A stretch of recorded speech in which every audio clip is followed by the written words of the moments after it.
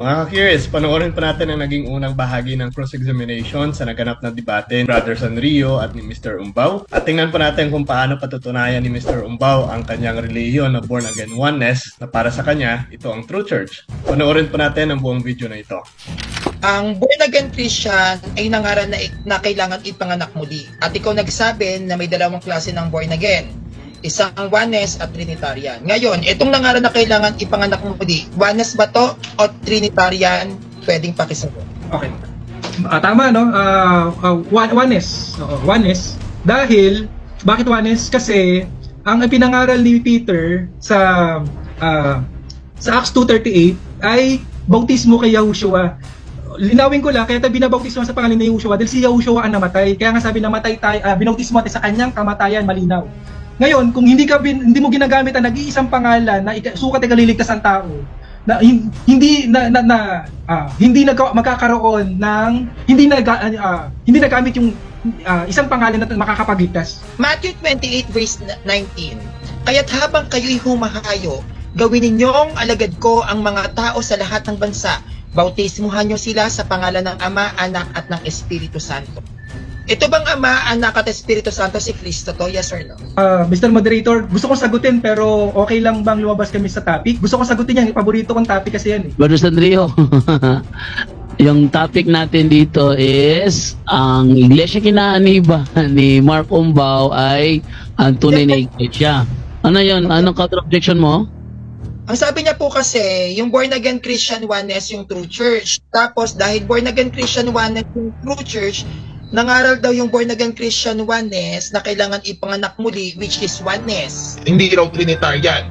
So nilatag ko tong Matthew 28 verse 19, bautismuhan nyo sila sa ngalan ng Ama, Anak at ng Espiritu Santo, oneness ba to o Trinitarian? Counter muna ako, Brother Jando, may lilinawin ako sa pahayag niya kasi twisted. Anong twisted? Ang twisted doon, ang born again daw nangaral ng bautismo. Hindi, si Peter ang nangaral, kaibigan. Linawin ko, si Peter ang nangaral. Ang ginamit ni Sandrio, Matthew 28:19. Hindi, kapatid, moderator, sabi niya, nangaral kami ng bautismo. Yung born again daw, nangaral ng bautismo. Yun yung pahayag niya, Brother Danjo. Nililinaw ko lang, ang born again daw, ang nangaral ng bautismo. Hindi kami nangangaral. Ang binasihan namin ng bautismo sa Acts 2:38. Wait lang ha, klaruhin ko lang ha. Hindi ang born again ang nangaral ng bautismo? Yes, hindi kami nangangaral ng bautismo. Si Peter ang nangangaral ng bautismo. So, kung hindi ang born again ang nangangaral, si Peter hindi born again. Yung ibig mong sabihin? Anong tanong mo, Brother Jando? Klaruhin ko lang kasi parang irrelevant eh. Ang sabi mo, hindi born again ang nangangaral, kundi si Peter. So, si Peter hindi siya born again? Linawin ko, kapatid, linawin ko. Dapat kasi specific yung ano niya, kasi pag sinundan ko yung talata niya na para bang sariling katuruan ng born again, yung bautismo hindi, nanggaling kay Peter yung pinapangaral namin. Yung pinanggalingan ang dapat niyang doon siya magsimula sa pinanggalingan, wag na yung pinasahan.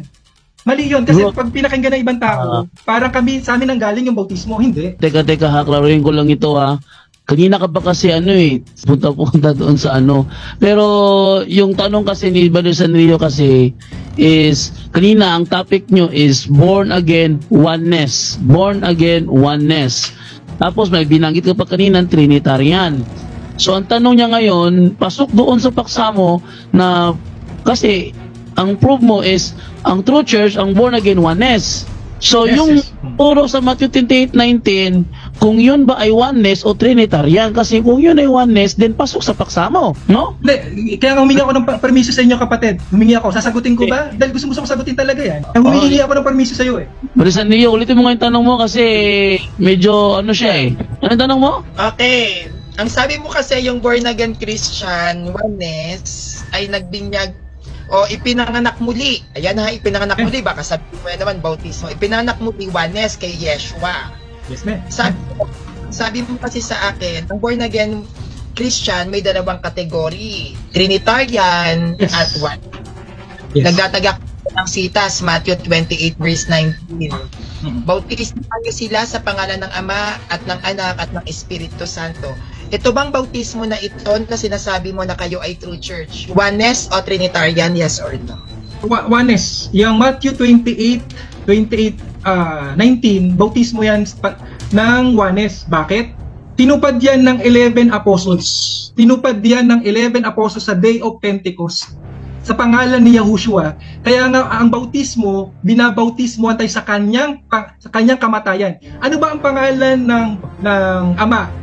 Meron yan sa Psalms, Yah, ako si Yah, sabi niya gano'n. Tapos tinatawag nating Hallelujah, kaya nga Yahushua.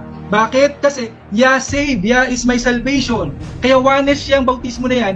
Ngayon, paano i-apply yan? Gamitin yung isang pangalan ng Ama, ng Anak, at ng Holy Spirit na kung saan tinupad ng mga apostoles sa Day of Pentecost kaya ginamit ang pangalang Yahushua. Next question.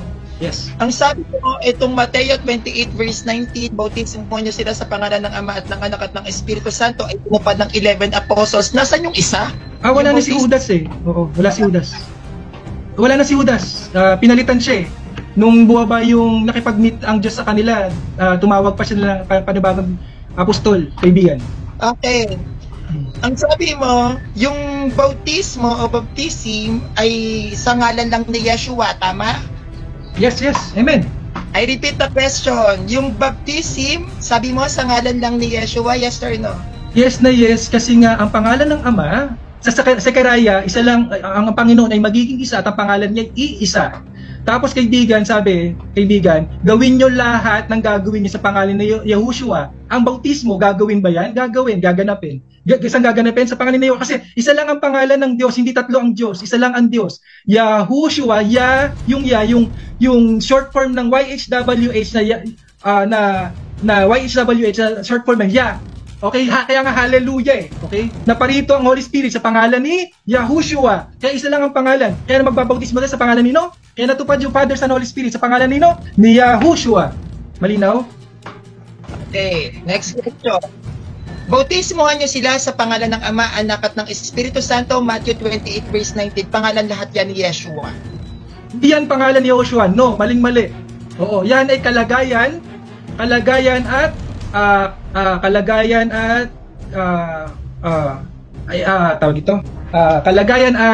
kapahayagan ng iisang Diyos. Okay? Kalagayan at kapahayagan ng iisang Diyos. Nagpahayag siya sa New Old Testament as Father. Nung nagkatawan tao siya, nagpahayag siya bilang anak. Sumasa atin siya bilang Holy Spirit. Nasa Ephesians yan, Ephesians 4.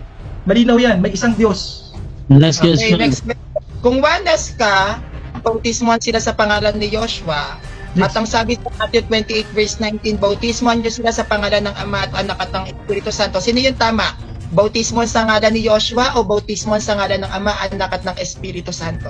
Parehas tama dahil hindi magsasalungatan ang turo ng founder sa kanyang alagad. Unang dahilan.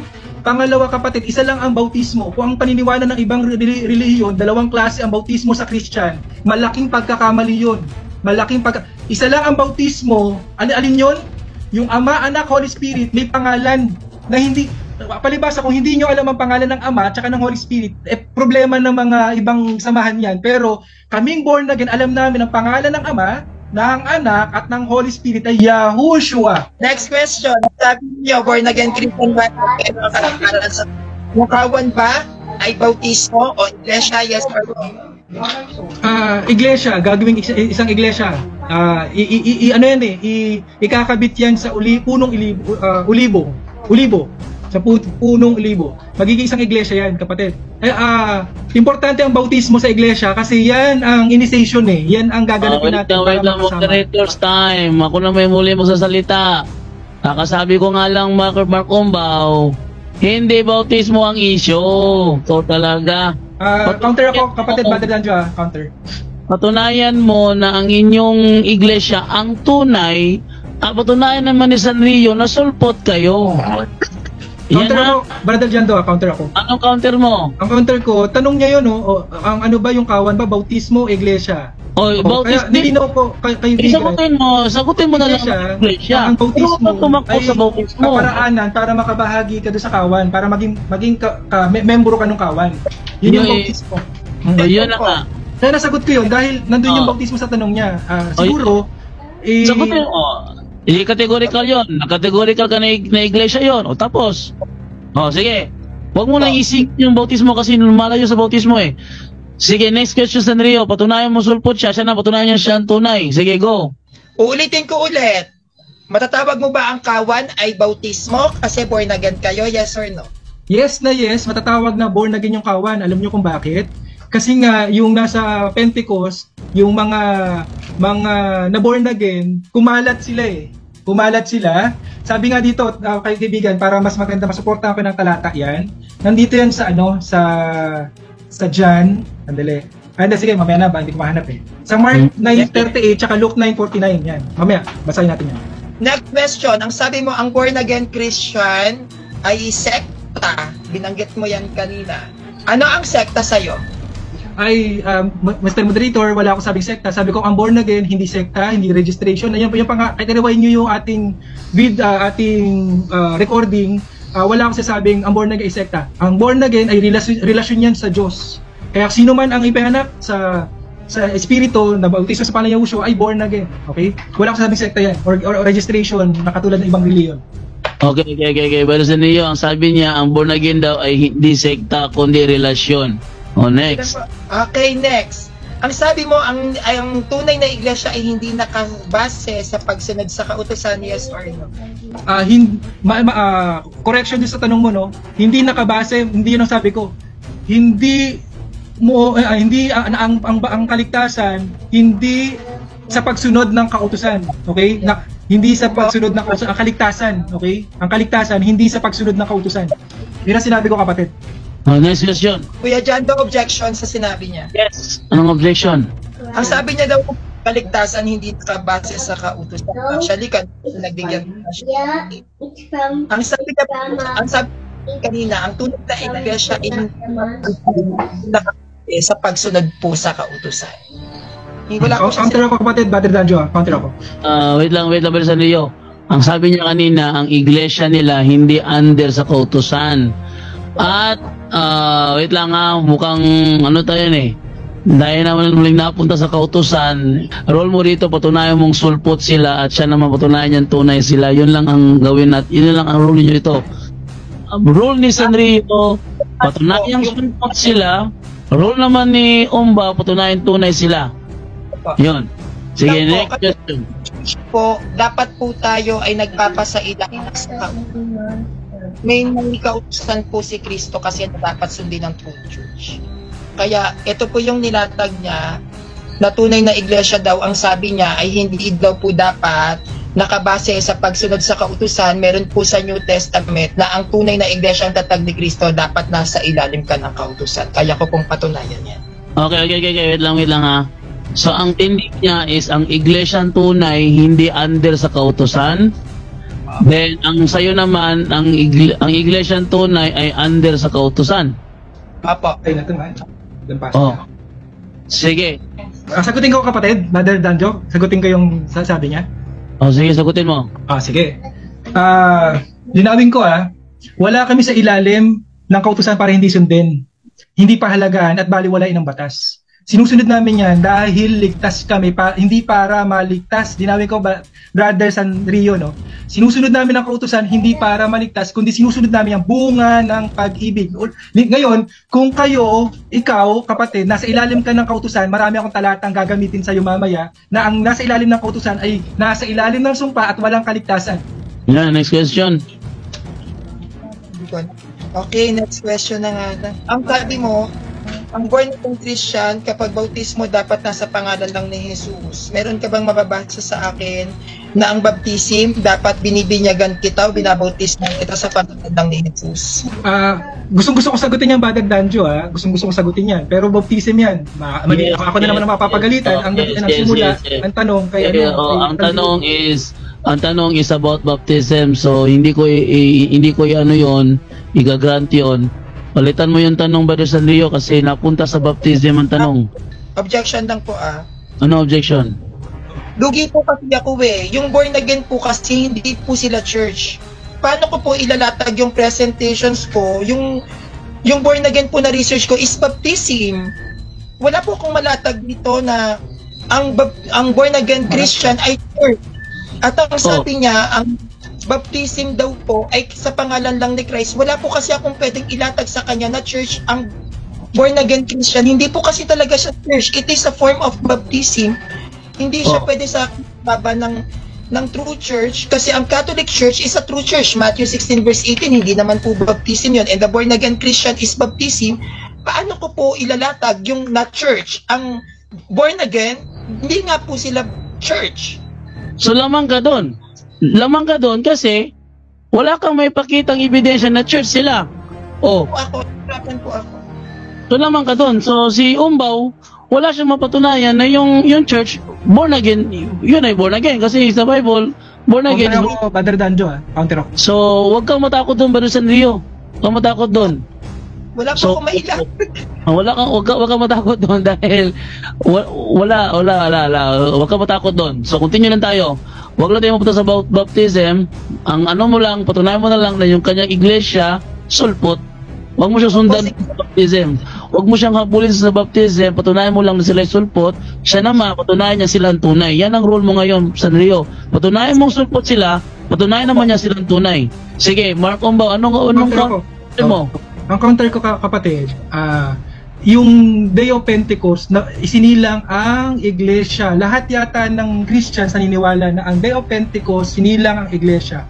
Ginanap ng born again ang eksaktong nangyari sa Day of Pentecost, kaya kami nakiklaim na kami ang totoong iglesia. Kaya wag sasabihin ni Brother Sanrio na hindi kami iglesia kasi ibinilang nga yung mga nabautismuhan sa mga inililigtas, sa mga alagad. Yun lang po yung counter ko. Salamat. Okay. Sige. Basta, ang sayo lang Sanrio, patunayan mo sulpot sila, siya lang patunayan tunay sila. Sige, go! Now, next question. Bigyan mo ako ng standard references na kayo yung nasa Pentecost at sino ang founder. Hindi scripture. Next question ako kasi hindi ako bumabase sa referensya, magisterium siya scholar. Next question. Next question ako kasi hindi ako bumabase sa referensya, magisterium siya scholar. Next question. Teka, ito na sinasabi ko Di ba sinabihan kita Mark Umbaw na mag-ready ka? Talagang hanapan kanya ng historical evidence kasi kiniklaim mo na kayo yung nasa Day of Pentecost. Normal lang na hanapan kanya ng historical evidence kaya... Sige po, magbibigay ako Pastor Brother Jando. Magbibigay Sabi ko kasi mag-ready ka sige, ready ako dyan kapatid. Sige, bibigyan kita. labas na yung hinihingi ni Sanrio na historical evidence na yung iglesyang kinaaniban mo ngayon, yun nga ang iglesyang nasa Day of Pentecost without using baptism. Sige, go. Okay. Ito yung ang scripture is history yan, proven and tested at walang tatanggi dito na ang Holy Scripture ay history, reliable, credible at walang mas magiging totoo pa sa scripture kung ang history ang pag-uusapan. Ngayon, John 3:3, Acts 2:38, bababa ng 47, kumalat ang mga nabautismuhan sa pangalan ni Yahushua, yung 3,000 kumalat sa iba, sa Judea, Samaria, sa kanilang bayan. Nung bumalik sila sa Asia, bumalik sila sa kanyang bayan, kumalat yung 3,000. Every day, dumadami ng dumadami. Time na. Hindi pa rin nakuha. Ayan, talagang napakaganda po ng naganap na cross-examination at kayo na po ang humusga kung talagang nasagot ba ni Mr. Umbaw ang mga katanungan base sa referensya at sa Biblia. Yan po ay unang bahagi lamang at abangan nyo po ang part 2 ng kanilang cross-examination. Kung nais nyo po mapanood ang buong video ng debate, i-click nyo lang po ang link na nakalagay po sa ating description at makikita po ninyo ang kabuuan na nangyari sa debate. So ayan po mga ka-curious, kung nagustuhan nyo pong video nito, please like and share, ibahagi nyo po sa mga kakilala ninyo upang mas lumawa pang maabot ng ating programa at mas marami pa ang matulungan natin mga kapatid na bumalik sa ating simbahan at mas mapatatag pa ang pananampalataya ng mga kapatid nating Katoliko. At sa mga kapatid po natin na nagbibigay ng kanilang suporta, maraming salamat. Sa inyo na nag-send ng stars, maraming salamat po. Gagamit po natin ito sa pagpapalaki ng ating munting page at of course sa mga pinaplano pa po natin mga corporal works of mercy na pwede po natin mapagpapagayan po. Muli po, this is Mr. Curious Catholic, ang inyong lingkod at kapanalig at kasama po ninyo sa pagtatanggol ng ating simbahan. Sa Diyos po ang lahat ng papuri. Hello mga kalahi ko, nabasa niyo, ang ganda. Lumapit kayo sa akin. Nung ako po ay katotestante pa, hybrid ng Katoliko at protestante, marami tayong mga katanungan sa ating isipan patungkol sa ating pananampalataya bilang Katoliko. Marami tayong mga bagay na nag-aagam-agam sa ating isipan na, totoo ba to? May paliwanag ba ito? Huwag kayong mag-alala, na-curious lang kayo. Kaya salamat naman yung aking pagiging curiosity ito ay natugunan ng mga kasagutan sa mga taong nag-aral at lehitimong tagapagturo ng ating pananampalataya.